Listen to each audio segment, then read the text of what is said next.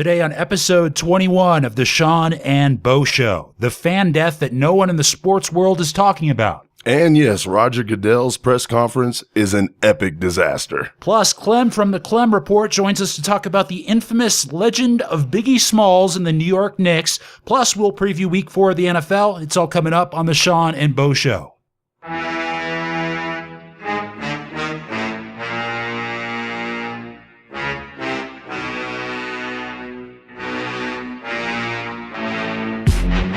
Oh, yes, it is episode 21 of the Sean and Bo Show. Welcome, everybody. Thank you for tuning in once again. Big show today. I'm Sean O'Donnell, along with my co-host, Bo Greer. Bo, we got a lot to talk about, my friend. We got a guest. We got NFL storylines. We got NFL action to talk about. Roger Goodell not making any friends. As I tell my football players before every practice, Sean, let's get started because we're burning daylight. That's right. And speaking of high school football, there is a guy that was making big headlines for being a college player and high school player, that is. We're talking about a running back from Eastview High School. He's been all over the news already, presumably because he made quite the motivational speech following a game that they came back from. They won it, but it was what he had to say after the play on the field that just made a lot of people really impressed, and we're going to talk about it. But before we do that, this is a little bit of what it sounded like. All right, well, at first we started slow. We started real slow. And, that's all right. That's okay, because sometimes in life you're going to start slow. That's okay. We told ourselves, hey, we're going to start slow. We're going to keep going fast. We're going to start slow, but we're always going to finish fast. No matter what the score was, we're going to finish hard. We're going to finish fast. Yeah, they had us the first half. I'm not going to lie. They had us. We weren't defeated, but they had us. But it took guts. It took an attitude. That's all it takes. That's all it takes to be successful, is an attitude. And that's what our coach told us. He said, hey, it's going to be tough. It's going to be hard. You're going to go out there. You're going to battle. You're going to fight. You're going to do it for one. You're going to do it for one another. Do it for each other. You're going to do it for yourself. You're going to do it for us. And you're going to go out with this win. And we believe that. We truly did. And it's an awesome feeling. It's an awesome feeling when you truly believe that you're going to be successful. Regardless of the situation, regardless of the scoreboard, you're going to be successful because you put in all the time, all the effort, all the hard work, and you know that it's going to pay off. And if it doesn't pay off, you continue to give God the glory. If you still lose the game, you continue to get each other's back. And that's what we realized. Win or lose, we realized that we were going to be all right. It was going to be okay. We're going to keep smiling. It was awesome. Awesome. Wow. Yeah, he had a lot to say. And look, let me just say this, Bo. I'm not in the business of tearing down high school athletes. I'm not going to make fun of the kid or anything like that. But to you adults out there that are celebrating this motivational speech, let me remind you that this is like a 16 or 17-year-old kid who, if he's anything like a normal high school kid, probably the biggest adversity he's had in his life is that D- he got on the chemistry test. Two mental midgets out there that are paying hundreds of dollars to go to like Tim Robbins seminars and crap like that. Tim Robbins. This might be big celebratory news, but come on, okay? This kid probably had a cheerleader just off camera waiting for him to get off. We would have been excited to be in that situation as well. So, just slow your roll a little bit. Yeah, the kid was real hyped and everything else, but I don't know. It kind of reeked of insincerity to me. Like the kid saw the light on the camera and knew it was showtime, Bo. Oh, it's not just that. It's you forget, as a coach, I do this. You ingrain things in your players. And you say it so much during two-a-days. You say it in the off season. You say it 100 times before practice starts. You say it 1,000 times at practice. You say it another 100 before they leave school. They hear you talk this mess so much that you'll be somewhere. I ran into one of my players that I coached 4 years ago, and he remembered all the stuff that I had been preaching to them, and they use it in life, and that's what I did as a player. It's what I'm reminded of what football is all about and why it's important. He said something at the end of that speech, and it's what I tell my players all the time. It's not about winning. Life's not about winning, because if it was about winning, every coach and teacher in the parking lot would have a Mercedes or some sort of Benz, or BMW. No, we're driving Chevys, Dodges, and old Fords. So you're going to lose some battles in life. It's about how you get up the next day and how you handle that. And I like that. Sure. I like that part. And that's where this is what I tell people, Sean. Numbers in youth athletics are down. And just remember, You have a normal job. I have a normal job. You cannot find kids 16 to 21 that want to deliver pizza, carry around buckets of ice, carry around jugs of water, because there's just not enough of them eating up the stuff that this kid's eating up, wanting to go out there and help. And congratulations to Apollos Hester, great attitude and all of that.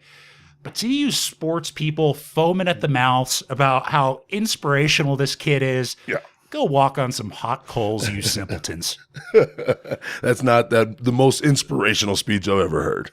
Yeah. Now, this was something really funny on Twitter, Bo. There are multiple people in the NFL named Brandon Marshall. There's one very famous one, of course, on the Bears, the wide receiver, and, a good solid player on the Broncos who happens to be a linebacker, the same name. Well, a lot of folks following last night's Monday night game were not, so thrilled about Brandon Marshall's fantasy numbers. Oh, gosh. So they took to Twitter to lambast him, give him a little piece of his mind. The only problem was they were tweeting at the wrong Brandon Marshall. This is embarrassing. Now, Brandon Marshall of the Broncos seemed to have a hell of a time getting these tweets, though. First, he acknowledged it, tweeting, "Everybody going off on me like I'm playing right now, LOL." But then he started retweeting angry tweets at him. He retweeted, "How the hell are you tweeting right now?" He says, "Tweeting and playing at the same damn time." Another one read, "You'll never be as good as Jerry Rice, man. You're a bum." Wow. So he clearly enjoyed that, had himself a heck of a time on Twitter. And somebody else that knows a little something about having fun on Twitter, that is at The Clem Report. That's who we bring to the show right now. He's a contributor for KFC Radio, also an occasional contributor for Barstool Sports. And there's a great story, and it came up recently. I saw the article, and you can read it too. theclemreport.com is who joins us right now. Clem, we're all Biggie fans, and there was a song a while back off of Life After Death. The song is called "I Got a Story to Tell." You're familiar with what song I'm talking about, correct? Yes, indeed. Yes, indeed. Okay, so before we get into the nuts and bolts of this whole thing, because you did your own little investigation and may have a culprit for just who Biggie was talking about in this song, but it's a famous story that involves Biggie, a lady, and the New York Knicks. So before we get into some audio that we want to play for you to get your reaction, can you kind of just go over a synopsis of what exactly happened in this song?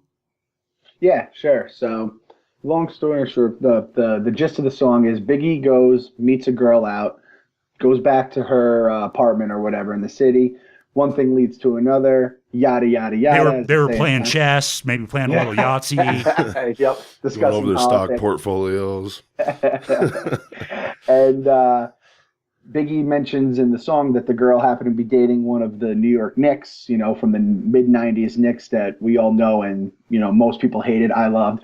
And the guy walks in, and the player walks in, and Biggie, kind of thinking on his feet here, or on his back, he says, "You know what? I'm going to make it look like this is a robbery instead of making it look like what it is." He then kind of flips the script, turns the tables on him, and makes it look like, he's robbing the girl, and the player just walked into a robbery, and he takes $100,000 cash from this unnamed player, and, obviously he had already, hung out with his girlfriend, side piece, whatever you want to call it. Yeah, they were hanging out. They were reading the Clem Report, as you do. Exactly. So this was years back, obviously, and why we bring this up now is because one of the Knicks at that time, John Starks, appeared last week on Highly Questionable with Dan Le Batard and Bomani Jones, and relayed his thoughts about the legend of this song, and it sounded a little something like this. Do you get tired of people asking you if that Biggie Smalls song was about you? That what now? That notorious people B.I.G. ask me song. about that. It wasn't me. First I mean, and look, foremost, Biggie once hit on Dan's girlfriend. Yeah, first and foremost, I'm not even 6'5". I'm 6'2", actually. So it couldn't have been about Big. I know who it was about, but I'm not gonna say. But Whoa! No! I can't tell you. You can't do that. You shouldn't have said it's not cool if you weren't gonna say the next part. Starks, I can't that's tell not you. cool what you But I just just want to did. get it clear that it wasn't about me. Whoa, but it did happen. Who was it about? I don't He's know if admitting it happened. truly had it happened, but I heard I heard something. But Okay, no, you don't have to tell us who it was. I can't reveal that. I'm not gonna. Well, just tell me this: who on your team was about 6'5"? I'm not sure. It's Hubert Davis. Hubert Davis. Say it right now. It's laughing confirmation because it's Hubert Davis. Laughing confirmation. I can't tell you. No. I tell you this is the first time you ever said you weren't 6'5". This is the only time I wasn't anybody has 6'5". ever. Yeah, I got to clear that up because that's been like people been coming up. Oh man, that song Biggie about you. No, I had never met Biggie before.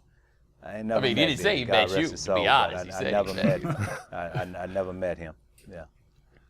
Last thing on this. What is the real story? You don't have to give us a name, but you know the real story? No, I don't know the the real story. I heard something about it. Like everybody heard, you know, what you guys was talking about, you know. No. I read it the online song. just like you guys. Yeah, I read it. That's why I heard it too. No. We heard the song. You heard the story, John Starks. But for real though, who's the song about? Huh? Who's the song about? I got. No. The camera's off. It's just me and you. It's I cool. know it's off, Nobody's but I here. can't keep. I can't. I got let you. that out. Well, you got to respect the G code at work there, Clem. He's Clem from the Clem Report, theclemreport.com, at the Clem Report, and he had a great piece on this last week, which is the main reason why we have him on the show. So what Clem did was he took a look at that New York Knicks roster in the rough time frame that this song could have been written or come out, and he sort of went through the usual suspects and through a process of scientific deduction, I think we could call it, Clem, you reached some conclusions about this. Yep, I sure did. Like you said, I had a big cork board. I had all the faces up, like your favorite, cop show drama. And I was just, smoking cigarettes, drinking coffee. So he'd yarn out, connecting different pins to another. Ice-T was dropping one-liners in the corner. So you sort of gave each member of that roster their own odds. You started with Doug Christie. If Doug Christie was the person that was mentioned in this song, why or why not was it Christie? Okay, Doug Christie, yep, 20-1 odds is what I gave him. That's what Vegas was telling me, at least. Very weird relationship with his wife. Back in Sacramento, she wouldn't let him do anything without her being around.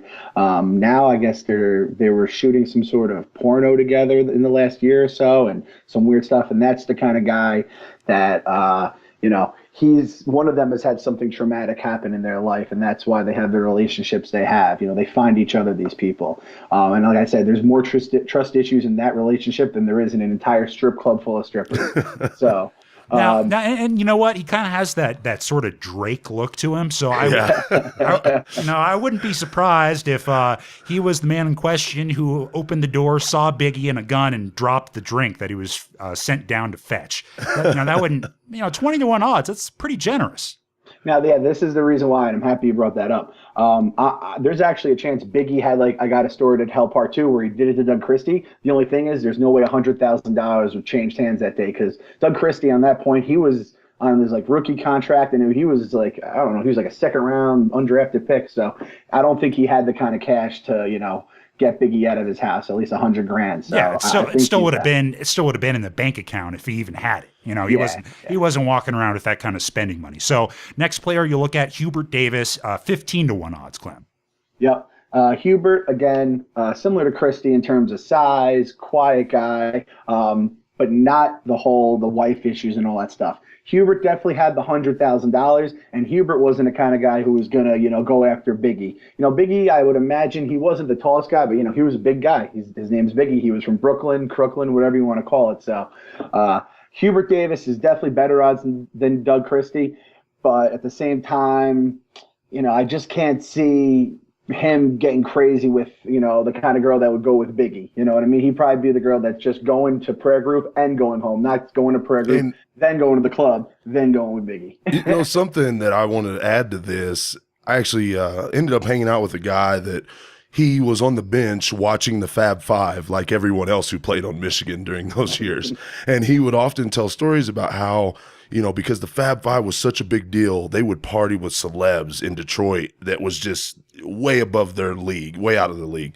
And one of those guys was Biggie. He would tell all these stories about how Biggie would just straight up smoke out the Fab Five. He'd buy them weed and cars. And like a lot of people were talking about how that trusted booster, or whoever that guy was that brought down things with Chris Webber, he might have just been the front man for Biggie Smalls. So now, like hearing this story and the way you put it with the $100,000 and Biggie just being in the room, knowing the way that guy would tell stories about Biggie hanging around dorm rooms when he had a top-selling album, hanging out with Fab Five players, this does not surprise me at all. I could see him in this situation just going with some random chick back to a room and, oh gosh, her husband's on the New York Knicks. I totally agree with this. This is great.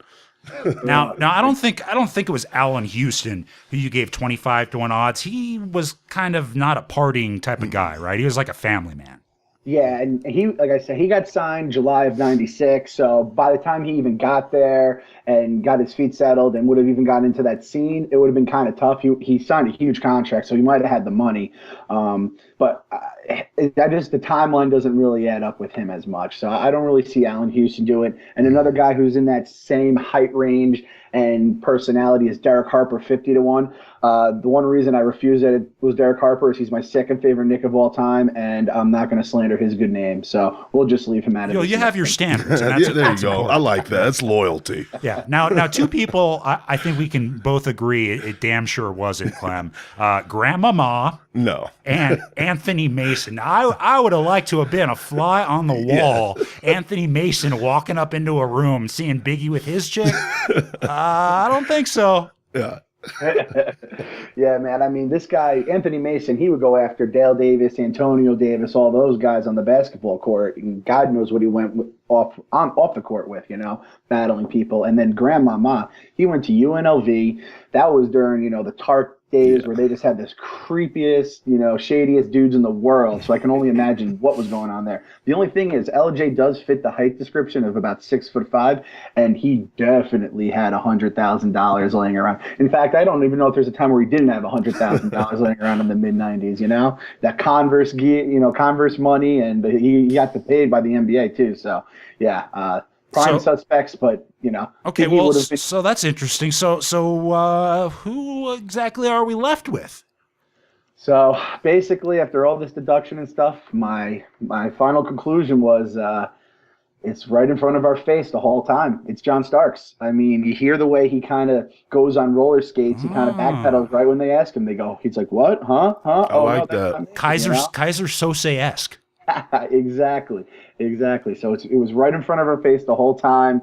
And I mean, like they said, I'm not 6'5". When have you ever heard a basketball player says they're shorter than they really are? They never say that. And on top of that, I mean, even if the guy didn't want to rat anybody out, if he was asked about the details of the story and he knew them, you would think that he could probably hash them out without naming names. That seemed a little suspect from the audio also. Yeah, exactly. Whenever you get caught something, I know who did it, but I'm not going to tell you. And it's like, yeah, you don't know. You know exactly who did it because it was you. My favorite part when Sean emailed me that or sent me the link, however I got it, it was so funny when Levitard and them immediately go to like junior high children in the lunchroom when like, no, bro, that's not cool. That's not cool. I love that because it just shows we're all just a bunch of kids wanting to hear some gossip about somebody we didn't know the day before, and I just think that captured what media is, what we do right now. We all just love talking trash about somebody. Oh, man. You said it, Bo, dude. That was great. And then Bomani Jones, I mean, the best line, he's like, the camera's not rolling anymore. You can tell me who it was. It's just me and you. It's just me and you here, bro. Just me and you. Even your boys don't have your back. You got to learn that. Everyone wants to know the gossip, right? Oh, yeah. You see that every day. We all remember the stories in high school. But, I'm glad you came on the show, and I'm glad that you went in depth with this. I've always, since the second I heard that song, I always wondered who the hell Biggie was talking about. And, I think we've put that to rest. You could probably put away the cork board for now. Yeah. Well, we have one last thing we're going to try to do here. You know, I'd like to make a plea to your listeners. If anyone can go on like a GoFundMe or, you know, a Kickstarter or something, the producer at KFC Radio, Brendan Clancy, he said we need a GoFundMe and we need someone just to raise money. Everyone has a price, like Ted DiBiase said, the $1 Million Man. We just need to get John Starks. We need to line his pockets with dollars. Maybe he wants that 100,000 back. Maybe 100,001.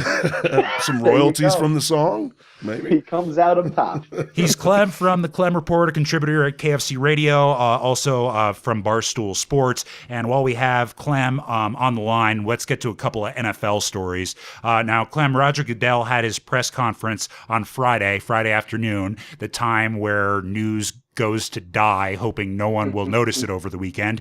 And it was pretty much universally panned as, well, both not saying anything besides we're going to fix this, not really giving any solutions, not really talking about how he couldn't have heard the tape. But there are winners and losers from this. I think we'd all agree Roger Goodell is probably the number one loser. Other folks like Rachel Nichols, everybody seemed to love the questions that she asked as well. And probably the funniest thing about it was the guy from the Howard Stern show that busted through, and then as he was being dragged away said, "No, don't take me to an elevator." That's classic Stern. Now, what do you think, Clem, is going to be the fallout of this? Do you think that Roger Goodell is going to somehow censure himself, give himself some sort of penalty? Because clearly no one else in the NFL has the power to do so. So how do you see this story developing?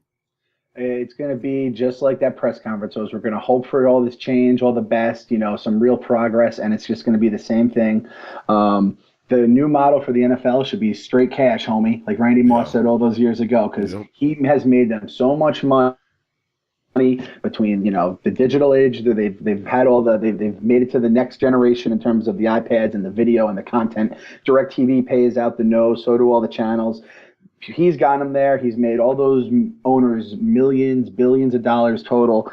There's no way he's going anywhere unless, 2 to 3 more things are going to have to come out before he gets removed. So it's just going to be more of the same. And you know what? The only people who can make a change is us by saying we're not watching the NFL. And guess what?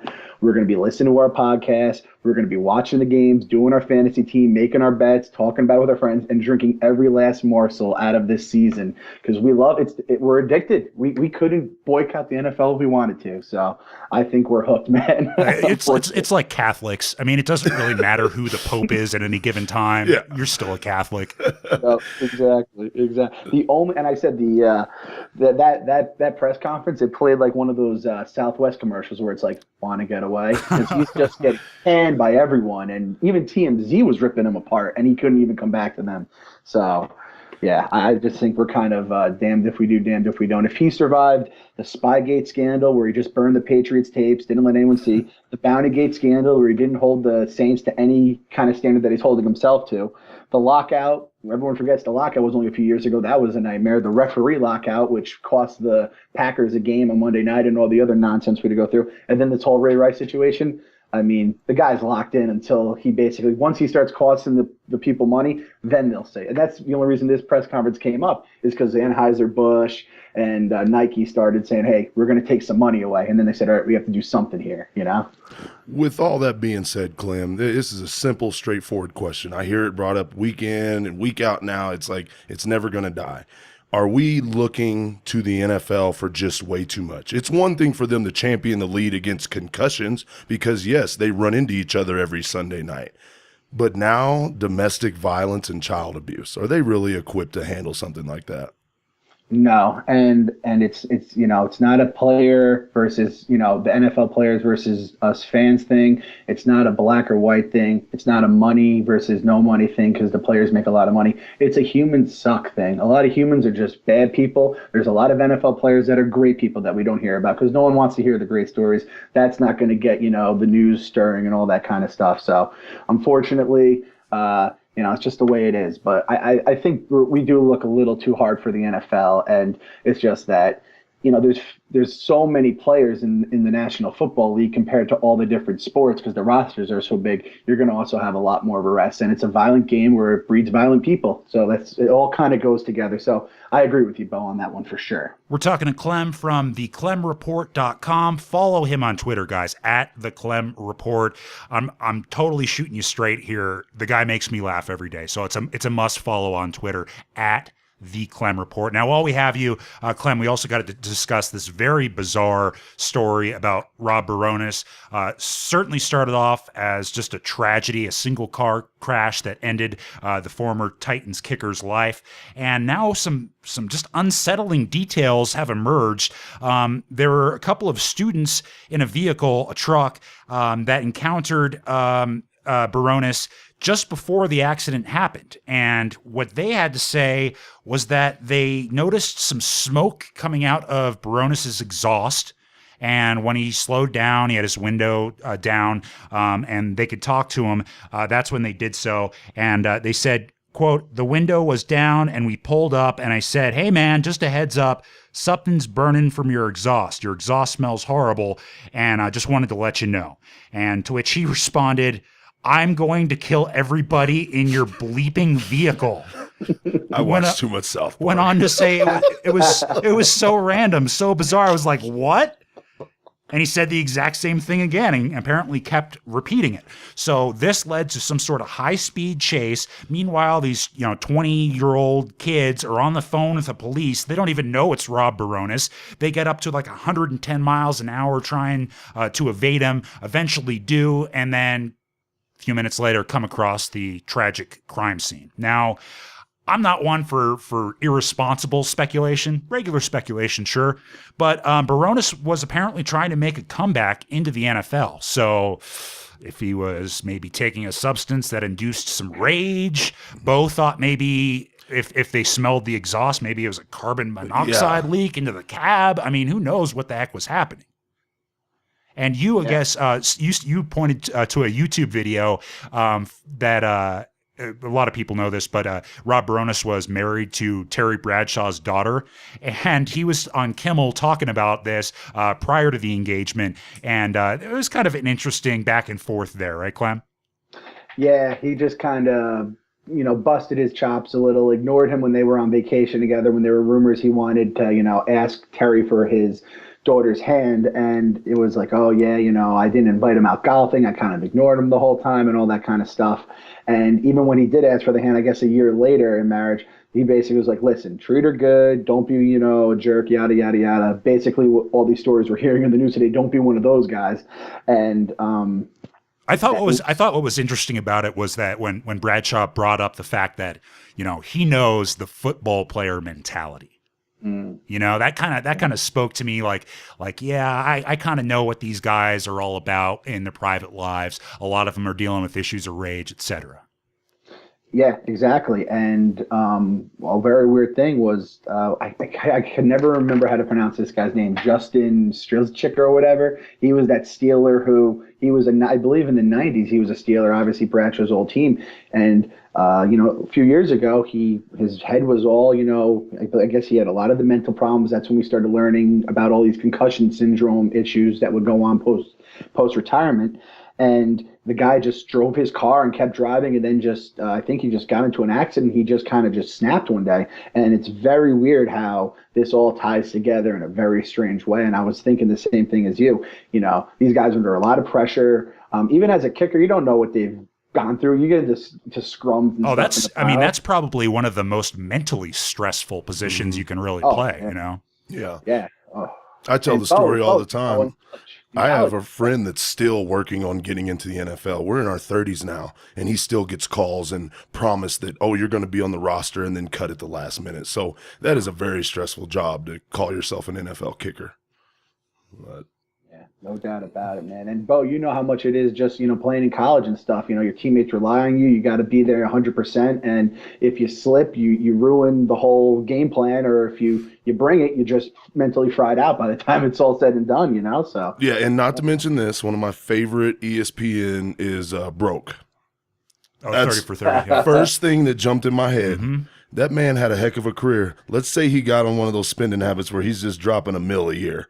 He might have needed to get back in the league more than we could ever know. You never know about these guys. Yeah, I mean, you have a father-in-law that's looking down on you that's already giving him gruff, right? So he's like, I have to, support my wife or Terry's gonna come at me. Not to speculate, but you know what I'm saying. It's a sad, weird story. I have a feeling that we haven't heard the last developments from this, but just kind of tragic all around, especially when you hear the details that we just went over. He's Clem from theclemreport.com. Follow him on Twitter at theclemreport. Clem, great job. Thank you for joining us. Come back anytime, man. Sure. Sean and Bo, thanks again, guys. Hey, everybody. Thank you once again for listening to the Sean and Bo Show. We would like to hear from you. Maybe you have a question for Bo about what it was like playing big-time Division I college football, or you have a parlay idea and you need someone to talk you off the ledge before you lose some money. Well, go ahead and email us. The address, seanandboshow@gmail.com, and follow us on Twitter. The handle is @SeanandBoShow. Back to the show. Welcome back to the Sean and Bo Show. If you're just tuning in, you missed a heck of an interview with Clem from the Clem Report. You need to check that out. And let's jump into this story we talked about last week, Sean. Mr. Colin Kaepernick and his foul language on the field. It was good enough to get a flag, but not good enough for us to find out what it was. Do you know more about this? Yeah, we got an update to this story, Bo. You'll remember that he drew the first ever flag for inappropriate language penalty. This was a few weeks back in week 2 of the season. We were speculating that it must have been maybe a homophobic slur or just a sensitive referee, but nope. Turns out that according to Bears defensive end Lamar Houston, Colin called him the N-word. It happened after an interception in which Houston then came up to Colin Kaepernick and said, "Nice pass." Got him a little upset about that. That's when the slur happened. So when we heard about this rule being enforced, they were talking about it prior to the beginning of the season. They were talking about it being about the N-word, that they didn't want to hear racial slurs on the field anymore. And, well, turned out that's apparently exactly what it was, Bo. Yeah, I'm not going to sit here and say we should be saying the N-word on the football field, but, I just think that there's too much policing. In one realm of society, which is basically everybody else who doesn't make $1 million a weekend for playing a sport, we can say whatever we want, whenever we want. And what do we all say? It's my right as American. It's the freedom of speech. I'm protected. It's my right. Well, this is a good example of how making money and being in the public eye, you don't necessarily have the same rights as every other American. Well, you have the right. It's just that your employer also has the right to can your ass. Yeah, your employer does have the right to do whatever they want. It's just, I don't know. It's just one of those things in our society, I think, Sean, in our lifetime, we're going to deal with, because I get mad. I hear it. It's a word that's used way too much. As a coach, the football coaching staff that I work with, we do not tolerate the use of that word. We're African American ourselves. We've been in locker rooms where the word was thrown around. It can make you uncomfortable. I don't care what background you have or what race you are. It's just something that we don't need. It's just like running around saying the F word. You just don't need a bunch of young men using that word in any context, especially on a football field. So, Colin, you just got to grow up. You can wear your hat sideways. You can wear all the Beats by Dre headphones you want that are color coordinated with your shoes and your hat. But that's just one area of the hip hop culture where you're just going to have to let it go. When you take off your headphones, it's game time, son.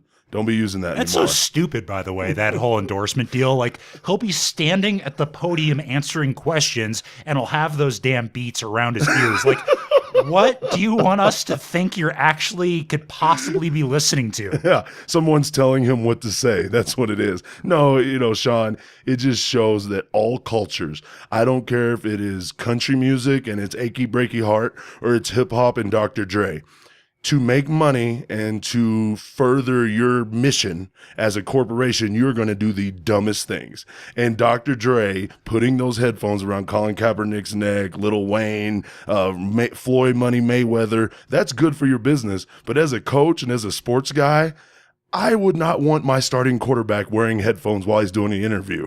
There's a time and place for everything. That's the equivalent to me being a 300-pound lineman and bringing my hibachi to the post-game interview and be like, hey, guys, I'm really hungry. I'm 320 pounds. I worked up an appetite. So you're going to have to put up with the smoke from this grill while we conduct this interview because I'm starving, and Johnsonville pays me $3 million a year to promote this sausage. That's the equivalent. Well, that's a genius idea, but we should work on that. Yeah, maybe that's what I can do, just sit here and eat and cook while we're talking on the podcast. Anyway, for his actions, Colin Kaepernick was fined $11,025 by the league. I think he's still appealing it, so hopefully we'll hear even more drama surrounding that situation there. Now, Bo, this was a story you told me about before we began the show today, a fan death that really hasn't been talked about at all. I mean, I've been all day kind of poring over the internet looking for stories to talk about. I didn't hear about it. So what exactly happened? Yeah, no one's really going to hear about this. This is for the racing rednecks, which I fall into, believe it or not. Yes, I was raised in Southern Indiana. I was raised around racetracks, and I love auto racing. So I'm paying attention to the NASCAR playoffs that are going on. They've went back and redone these things, and it was about a page 5 story, I'd say, on NASCAR.com, where a fan from Indiana was at one of the various experiences. And what these experiences are, there's a Richard Petty experience, a Rusty Wallace. It's like a fan camp. Like a fan camp. Too, yeah. You pay $1,000 a lap. They strap you into a stock car with all the harnesses and supports and all the horsepower. I think they turn them down like just 100 or so horsepower, so you're still driving a very powerful car. And they put you through tests and classes, and they let you loose on the track. What could possibly go wrong? What can possibly go wrong? A lot of times the reason, like a guy who owns a car dealership here that I'm good friends with, he collects vintage race cars, and he has a few of Dale Earnhardt Sr.'s old stock cars in his garage. And he tells me for autism, every year he goes to Charlotte Motor Speedway, pays $500 a lap, and they let him go as fast as he wants in that old car. And I'm just thinking, well, that is cool, but that's really dangerous. So, this story, I didn't want to highlight someone's death. That's wrong. What I'm trying to highlight and bring up is when there is not one person involved that has a sponsorship deal, nobody cares. Tony Stewart had an accident in a racetrack that has happened before, but he is sponsored by Bass Pro Shop and Burger King. He's a celebrity. He's a celebrity. This is just some normal schmo. Some normal schmo like you and I, Sean, who has enough money to waste, we could go wrap ourselves around a pole and it be sanctioned by some organization that put us on the track, and nobody cares. I just want to bring this up. So when you're watching TV or you're on Twitter and you're on Facebook and you're putting so much weight on the NFL or any other organization to promote change, realize that the only reason you know about the story is because that individual gets way more money than he should to do what he does. You take the money and the sponsorship out, nobody cares.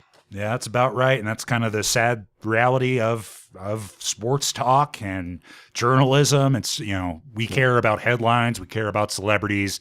If it's a normal person, you're not even going to be hearing about it. Yep, that's it. Now, something that everybody's been hearing about this entire baseball season, with stupid gifts being flung at him from every organization in Major League Baseball, Derek Jeter's last hurrah. His last home game is this Thursday night against the Baltimore Orioles.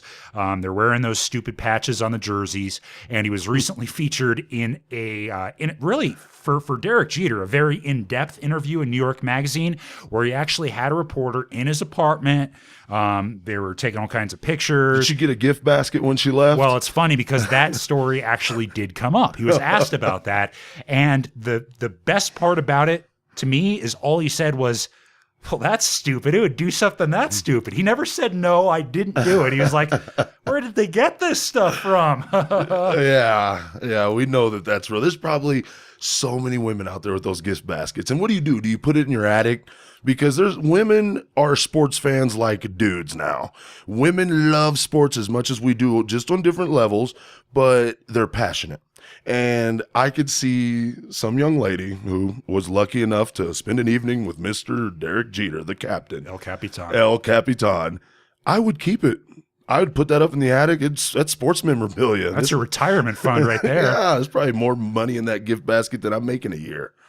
So that was a pretty interesting story. Again, you can check that out in New York Magazine. we've talked about this on the podcast before, the notion of idiotic sports injuries. I think we even had like a rundown of the most notorious and idiotic injuries. Well, I think this one takes the cake. It was in the Lions against the Packer game. They sacked Aaron Rodgers. The Lions running back Stephen Tulloch had the sack, and after he was getting up, he immediately like sprang up into the air and was going to, land into a discount double check. He was trying to mock, that's the move now. Yeah. If any quarterback has any kind of hand gesture like Johnny Football or a kiss of the bicep like Kaepernick, if you sack the player, you immediately get to do that gesture. So the only problem with this was that it resulted in a catastrophic season-ending injury, Bo. You understand immediately when you see that injury, and you got to go look it up on YouTube, watch the replay, however you find it. That is why big guys don't jump. And it was like an MCL or an ACL tear or something. It's like, no, it is like, I get on my players. I have a player just coming back, big kid, 295 pounds. I seen him jumping and playing around, and I'm like, what are you doing? It's like a big car. You wouldn't take an SUV and ramp it off a building, would you? The tires will blow out. You got to be careful, buddy. When I seen him jump in the air and come down on that knee, I was like, he just tried to dissipate more weight than when, like a jumbo jet lands on the ground. His ankles, he's lucky that the only thing that happened was his ankles, because that the energy from that sack was going through him. And he probably told all the guys on the team, his mom at home, his girlfriend or his wife, when I sack Aaron Rodgers, watch, I'm doing the discount double check. And now he's sitting on the sideline. And don't get me wrong. I mean, I don't mean to really make fun of the guy for, at least this year, losing his ability to generate an income. But as they said on Monday Night Countdown, come on, man. Yeah, thank you. Thank you. Coming up on the show, the SEC takes a bit of a step back, a hiccup, if you will, this last weekend. Plus, we'll go over Week 3 NFL games and tell you what to look for in the Week 4 of the National Football League. It's coming up next on the Sean and Bo Show. Well, if you've been listening this long, you're obviously a fan, and we would like to ask your help. We depend on you to grow the show's listenership. Tell a friend, a coworker, a neighbor, anyone. Our show is available on iTunes, YouTube, and Podomatic. The address, seanandboshow.podomatic.com. You can go there and catch all of our episodes for free. Check out past shows, all that good mess. seanandboshow.podomatic.com. Hey folks, welcome back to episode 21 of the Sean and Bo Show. Now, Bo walked in here with a big grin on his face because, as you know, I said earlier that at least 2 SEC teams are getting into the Final Four playoff in the inaugural year this season, and Bo's been kind of taking pot shots at me about that prediction in previous episodes, so I don't think he was too upset that the SEC had a bit of a bump in the road this week, Bo. Yeah, and being a Hoosier, I'm from Indiana. It was kind of a big deal to me because I was watching the game and I'm looking at the score and I'm like, wow, Indiana's really hanging around. And then, when I played at the University of New Mexico, we actually went up to Missouri and beat Missouri and Columbia when we weren't supposed to beat them. And I see this going down and I'm like, this isn't a Big 12 North team anymore. This is a big, bad SEC team. We're supposed to be afraid of them. And for Indiana to beat Missouri, it's one of those deals where you have to ask yourself, America, should this be happening? No, that shouldn't happen. Because in a few weeks, I think it's exactly 2 weeks from now, the Indiana Hoosiers are going to play Michigan State. Now, you heard me on the radio or the podcast here. I was kind of saying Michigan State loses to Oregon, it's over. But with that Indiana win over the SEC and Missouri on the road, wow. They're going to beat Indiana like a drum. Now, here's the sad part. Because of the cartel, that's what I call them. ESPN is the cartel, and the SEC is the dope. You're going to do whatever it takes to get that across the border because you need to make money. And last week, Missouri loses that game. I had to call my dad, Sean, back in Indiana and say, Dad, have you found one story related to this loss? I'm sorry. I just had this image in my head of like Colin Cowherd, like trying to smuggle Tim Tebow in the trunk of his Buick. Yes, that's classic right there. But no, they're going to further the deal. That deal was worth so much money. And it's full of so much speculation because when I was a kid, when you were young, Sean, the SEC was not the power that it is today. The Big Ten ran the show. Yep. It was Big Ten football. As a child, when I played football, I wanted to play in the Big Ten. It didn't matter who it was for, that's where you wanted to go. But then things started changing, and it wasn't really that things were changing, it's just that the coverage shifted. And when people partnered with the Big 12 and they partnered with the SEC, the Big 10 was kind of out there on its own. And they made the Big 10 network, and they didn't get to the height that the rest of these networks got to. And I think that it's this sell job that they give the public that makes us believe, well, golly, the SEC is nothing but an NFL conference that doesn't get paid. No, that's not true. They can be beat. I watched Auburn on Thursday night escape Kansas State. That is a Kansas State team that a couple weeks ago, I believe, was playing not Norfolk State. It's the team, the Division 1A champ that beat them a year ago. They run the option. With a really good quarterback. Yeah, a really good quarterback. Yeah. That was a tight game. They shouldn't even be in the vicinity of Kansas State if they are so many leaps and bounds above every other conference. Mississippi State put it on LSU. That wasn't supposed to happen. The only team LSU is allowed to lose to is Alabama, because it's a part of that idea that the greatest conference on earth only beats up on each other. So do you think this is an example of there being more parity in college football than we were led to believe by ESPN, or do you think that this is just kind of a one-time weird week? No, this isn't a one-time weird week. You've seen me. I was all over Twitter. I was ready to start singing the Florida fight song because I thought they were going to lay it on Bama. I still believe Bama is a suspect They hung team. in tough. They gave them a half of football. They and then did. The wheels just kind of fell off the bus. Because did you turn the channel there and watch the West Virginia game later on that night, and you're thinking, man, a few weeks ago, West Virginia was ready to beat this team. And I don't think West Virginia is national championship caliber. So we got to step back and realize these are college football. These are college kids. They're going to make mistakes. That's why we went to the playoff system. In week 1, 2, 3, 4, and 5, we can't be ready to write out one conference because people are going to lose. The SEC is only going to have one dog. And most of the time, like there was an episode, probably his first 10 episodes, I was commenting on something Steve Spurrier had said. Alabama has only won the SEC 2 times.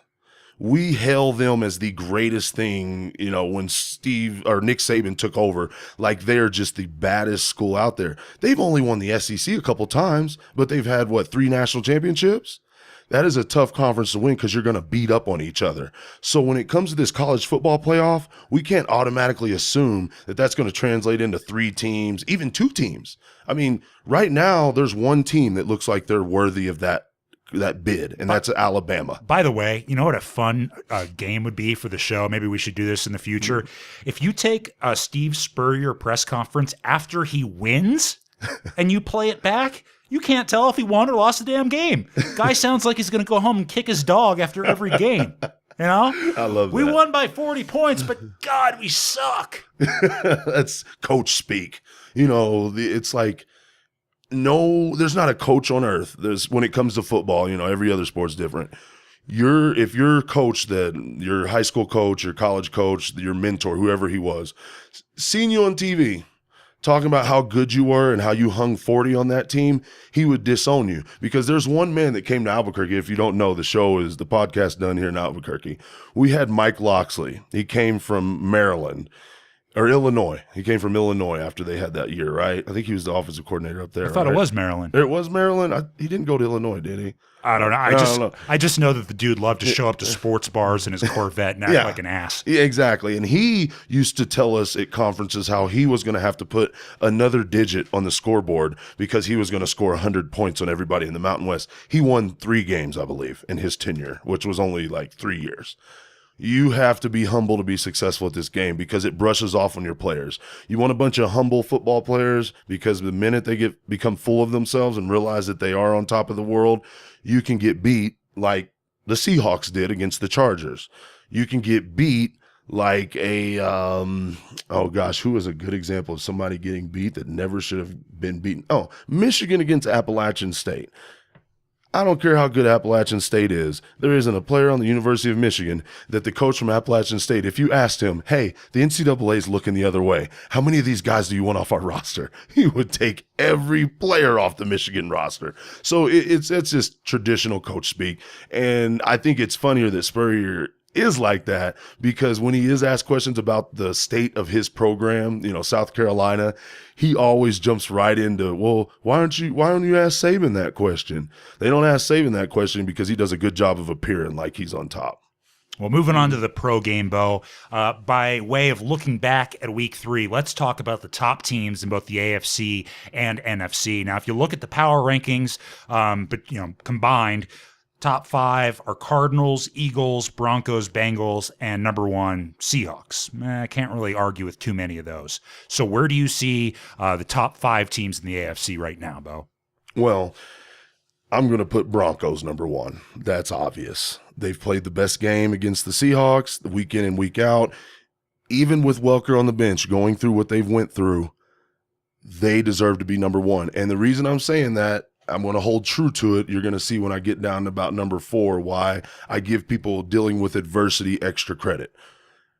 Number 2 on this list has to be the San Diego Chargers.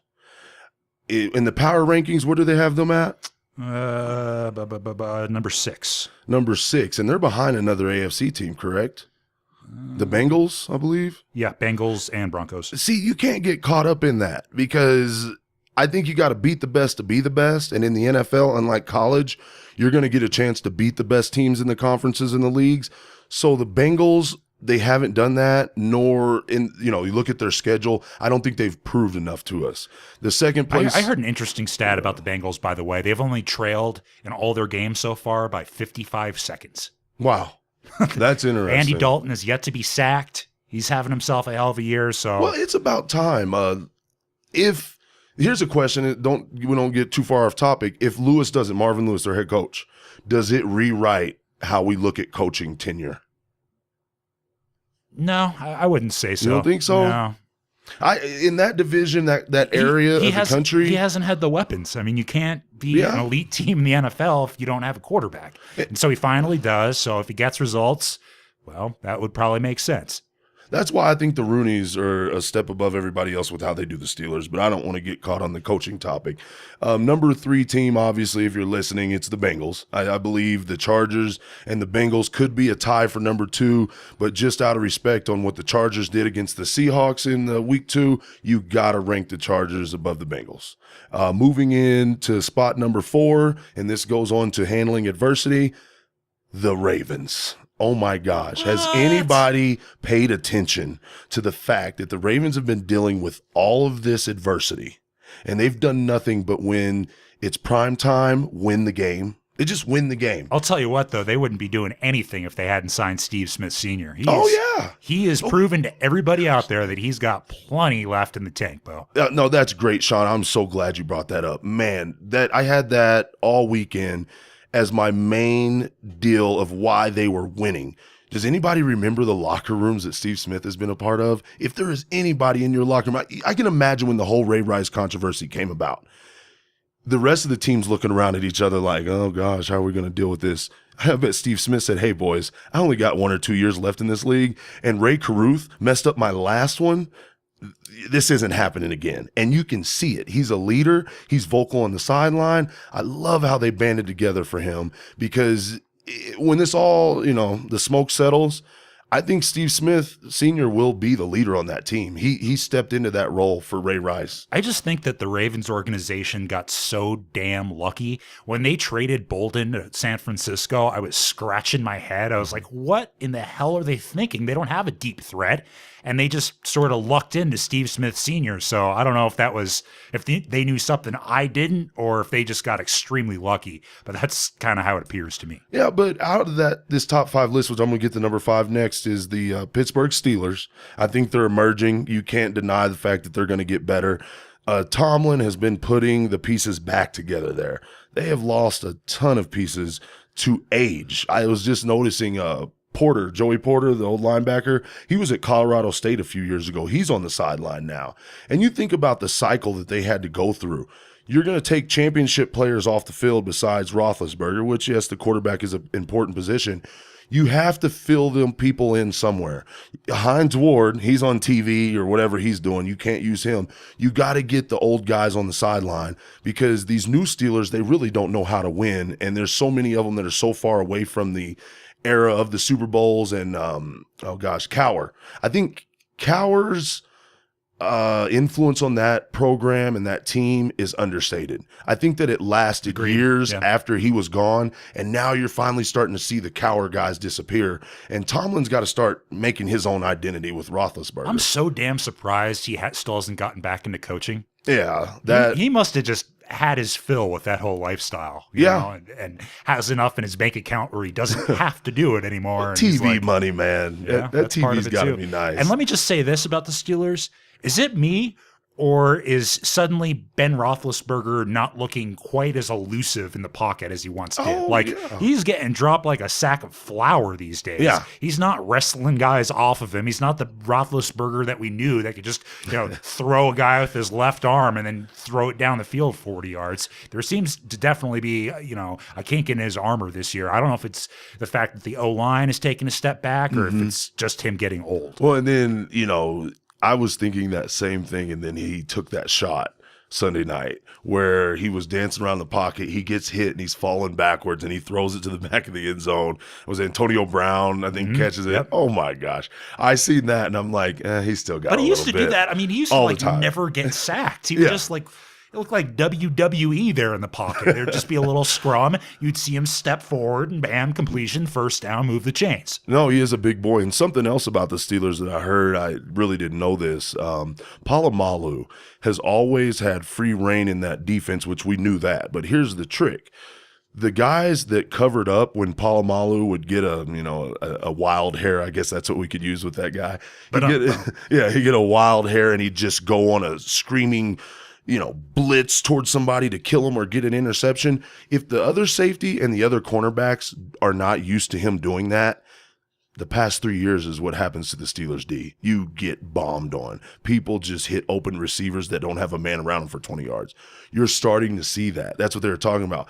These guys are getting used to Palomalu doing that, and they're covering his back. When Palomalu can roam, Steelers are a pretty good defense. And as far as the AFC goes, and we're getting to the NFC. Well, how many years does he reasonably have left? 2? You know what? I don't think at that position, people, I don't know, an offensive lineman, a defensive lineman, a linebacker, a running back, a tight end, you have to get hit. You're in the box, you're in the trenches. You're going to either chip block somebody, you're going to be running a route, you're going to have to chip them or whatever. You're going to hit. Palomalu can escape a few plays where he doesn't take a hit. I think Dan Patrick and them, they make a big deal about Palomalu and his concussions, but that's just how he plays. If Palomalu has a concussion and can only see out of one eye, he's probably still better than half the people who play his position. I mean, let's just think about the guys. There's really been a guy in the past decade that has been that forceful from his position. I mean, since Atwater and the Ronnie Lotts and I think you put Eric Berry from my Chiefs on a team with better corners, you're going to see a similar performance. But I agree with that. Yeah. I mean, point taken. In his prime, guy was a beast. Yeah, he was a beast. And, what I was going to say about the AFC, the two teams in there that I really like are the Steelers and the Ravens for that. If you look at quarterback stats on Monday like I do, because I'm a fantasy football guy, I got to know who's dropping dimes in the end zone.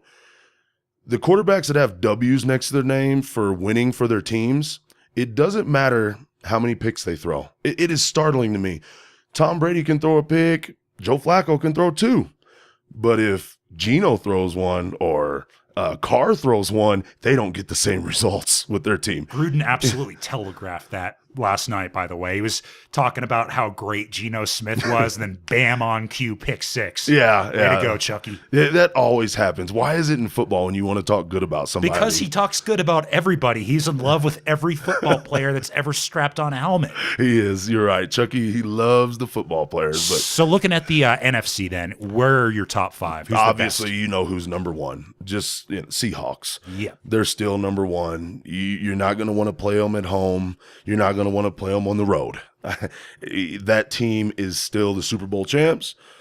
And until somebody, what the Chargers did to them, they expose something.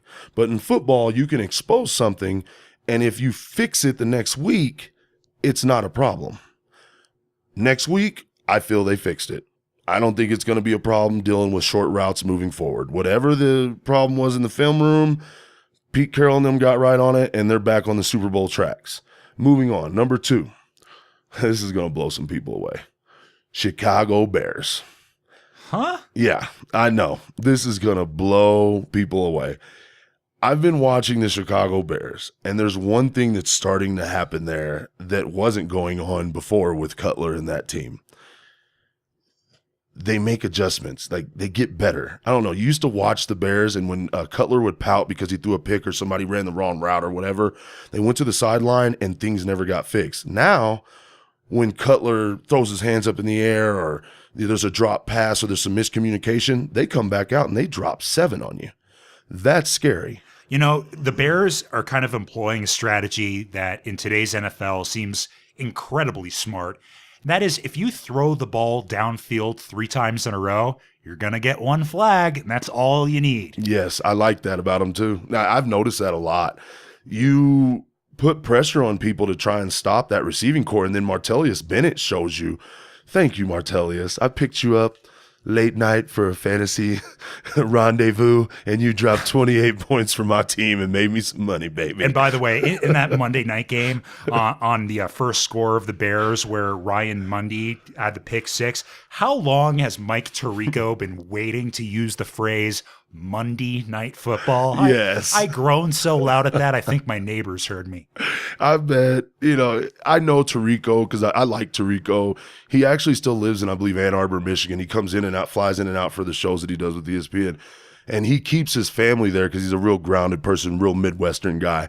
I wish I could be a fly on the wall when he gets back around his friends because, like, come on, really? You had to drop that.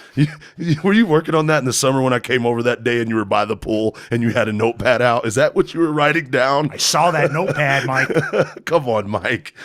No, moving on. Oh, gosh, this even hurts me to say, but this shows the state of the NFC. Number 3 on my list. Oh, gosh. The Atlanta Falcons. And I don't like them. I don't think they're a playoff team, really. The jury's out. They're playing a hell of a lot better than I thought they would be after we watched Hard Knocks, bro. I thought that team was going to be the Titanic. They are, but I'm still not seeing the running game that I want to see. Like, there's one thing to have a running game. Like, I'll tell you about my Cowboys.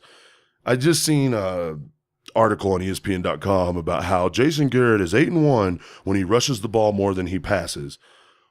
But there's a difference between just running the ball because you're setting up a play action or it's 1st and long or 1st and 10 and you're just wanting to run the ball, and running the ball because that is our identity. The New York Giants during the years of Jacobs and the other CBS guy, or used to be, he has a radio show now. He is a twin. Doesn't help me. Golly. Tiki. Oh, yeah. Tiki. When they were running, that was their identity. They would bulldoze you. And if they got a 10-point lead, a 3-point lead, whatever the lead was, they could eat clock. The way the Falcons run, the way the Cowboys run, and a few other teams I'm not going to get into, it's almost as if, oh gosh, we can't pass it here because we just passed it 6 times in a row, so let's just run the ball. It's not like they're doing it because they're going to beat you in the ground with their running game. Moving on. 4th team, the Detroit Lions. I know that sounds a little bit crazy, but when I look at the teams in the NFC, I feel talent-wise, coaching staff-wise, they are, they have a leg above, they're above everyone. I mean, golly, you're going to sit here and tell me that the Eagles are the number 2 team in the NFC after watching them 3 weeks in a row. And I know people think, Bo, you're just biased. You're just another one of those dumb Cowboys fans that thinks everybody else in the NFC East is worse than your team. No, I think my team's the 3rd best team in the NFC East. And I think all the other teams in the NFC East are horrible. Yeah, they are. They are. They're bad. So to go out there and say, oh, the Eagles are number 2 to the Seahawks, the Eagles could not even hold the jock straps of the Seahawks. And they're both birds. Isn't that weird? It's funny, huh? The 2 bird teams are, and the Falcons are in that. But, that's my 5 of the conferences. If you disagree with it. Wait, who is number 5? That was it. No Cardinals? 2, 3, 4, 5. No Cardinals I in that left mix. them out. 3-0. You don't believe in the Cardinals. Did you see? See, I actually kind of agree. Like, I would probably slate them in the top 5, but it wouldn't be 1, 2, or 3. Every time they try to get Larry Fitzgerald involved in the game, he fumbles the ball, or kind of looks like he's playing at about 90% effort and doesn't, sell out, jump at all. It just seems like he's not playing with the same passion that we've seen from him in previous years. But a lot of people are believers in the Cardinals. ESPN power rankings have them in number 5 in the entire league. So they are getting some love, and they are undefeated. So it kind of makes sense, but I'm not sold on them either. Yeah.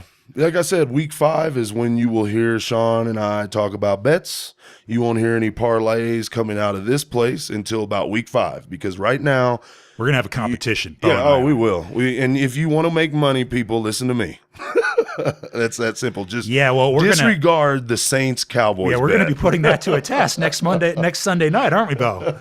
Sean's getting himself $20. That's blind love right there. It's like my kids. I don't care what you do. I love you. So finally, looking forward to week 4 of the NFL. What to watch? Bo and I have each starred 3 games. I'll begin with the 3 games I think you should watch and why they're going to be so interesting. The first game that I selected is an early game on Sunday. It features Buffalo at Houston. Why do you want to watch this game? Well, plain and simple, Houston looked terrible in the preseason, and that's why you don't bet early in the NFL. Everybody thought they weren't going to be offensively able to do anything. We didn't know how Jadeveon and J.J. Watt were going to gel. There were a lot of question marks. Meanwhile, Buffalo has come out to a great start. They're playing at home. They've been playing tremendous. They've lost 1 at home, but that place has been rocking. And if you look at the spread in this game, Houston by 3. It's very interesting. Definitely not a game I'd bet on. Definitely not, but I sure as hell will watch that game. Second game that I'm looking at, and again, maybe it's the fact that we don't have super exciting marquee matchups this week, but this is just an interesting matchup to me. It features the Lions at the Jets. Jets, another team that everybody thought was going to be terrible. We saw Ryan give some very frustrating blitz packages in this last game. It kind of almost seemed to work. They almost got it to work.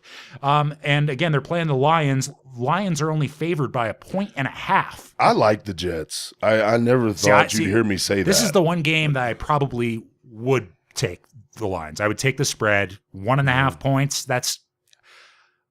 You're not going to hear the words guarantee out of my mouth very often, but this one's close. I'm a little tempted, but I'm forcing myself not to donate any money to the casinos until after week 5. It's just a personal policy of mine. But if you're not as scrupulous, go ahead. That's a good one to lay down a few bucks on. And the final game, and you probably could have predicted this, it's your Monday nighter, features New England Patriots at my Kansas City Chiefs.